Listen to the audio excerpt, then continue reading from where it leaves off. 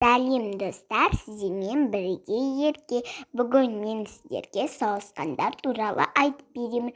Олай болса, видеоны соңына дейін қараңыздар. Осы бір ала құсты өте сақ құс дейді. Шын мәнінде сондай ма екен, талдап көрейік. Әрине солай. Ол айналасына жар салып, бөтен біреудің келе жатқанын ескертеді. Өзімен қоймай, өзгені де сақтандырып отырады. Тіпті сауысқанның сақылдаған кезінде үйге қонақ келеді деп сенген.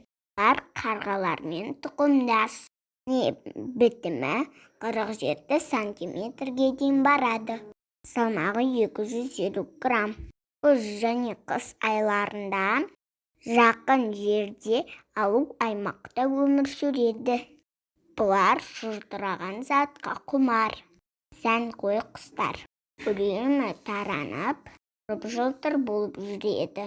Ұясынан түрлі жылтыраған заттарды кездестіруге болады екен. Мінекей достар, сауысқандар сәнқой құстар. Алайда сауысқандар сәнқойлығына қарамай, қорек таңдамайды. Жәндіктермен де қоректене береді. Сауысқандардың тағы бір қызығы, жаңғақтарды көміп қояды. Өлген жерін ұмытпайды. Кейбір кездерде қалып кеткен жаңғақтарынан ағаштар өніп шығады. Демек, бұл табиғатты қорғауды үлес қосып жүр екен. Жарайсың сауысқан. Сауысқандардың көзіне түскен заттарды ұрлап кететін әдеті бар. Арасында сауысқан-ау сауысқан. Құртты ұрлап тауысқан деп бекер айтпаған.